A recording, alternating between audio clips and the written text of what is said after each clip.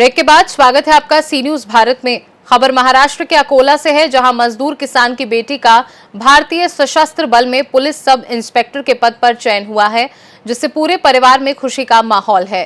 दरअसल अकोला शहर के पास बाबुल गांव के नाना शेगोकर की बेटी संध्या नाना शेगोकर का भारतीय सशस्त्र बल में पुलिस उपनिरीक्षक के पद पर चयन हुआ है।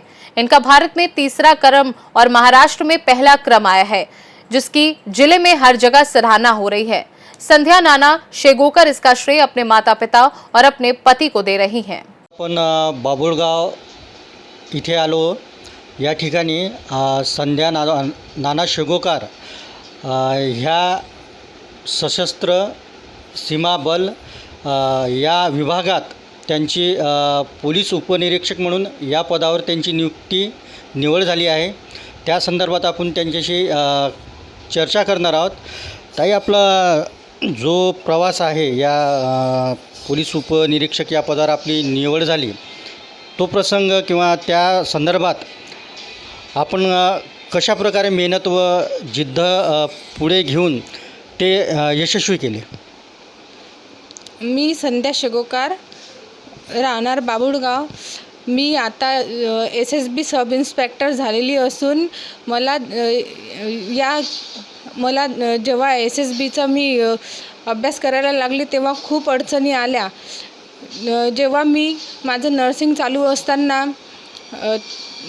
असताना आमची खूप परिस्थिती खराब होती।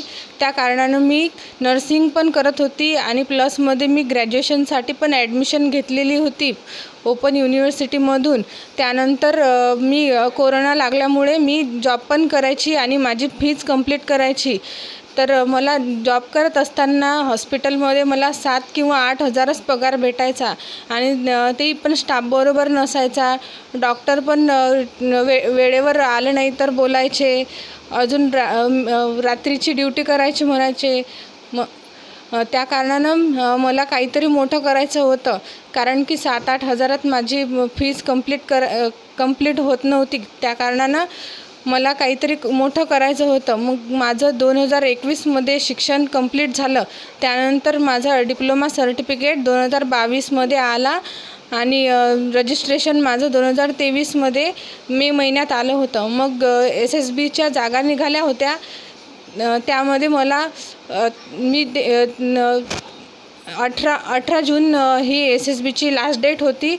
तर मला त्यामध्ये फॉर्म भरायचा होता। मी सर्च मारलं, गुगलवर सर्च मारलं, बघितलं, तर तेव्हा मला त्याच्याबद्दल मी पूर्ण माहिती घेतली आणि मला त्यामध्येच लागायची 100% त्यामध्येच लागायची इच्छा होती, माझी जिद्द होती, कारण की ती 2 in 1 पोस्ट होती माझ्यासाठी।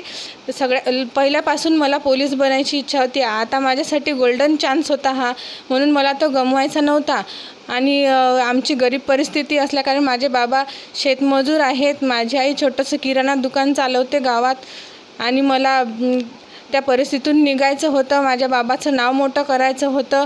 त्यांचे कामं जे करत होते ते माझ्यानं बघवत नव्हतं, म्हणून मी खूप मेहनत घेतली। रात्रंदिवस एक करून अभ्यास केला।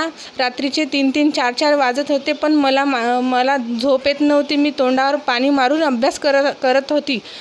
आणि माझ्याकडे जेव्हा मी बाबांना सांगितलं माझं ग्राउंड होतं, त्यावेळेस माझ्याकडे 1 रुपयासुद्धा नव्हता। तर माझे बाबा म्हणत होते, एवढ्या लांब तू फॉर्म कसा काय टाकला? तर मी माझ्या मोठ्या आईकडून, माझ्या आजीकडून, माझ्या नातेवाईकांकडून मी पैसे उसने घेऊन मी दिल्लीला गेली आणि ग्राउंड दिलं।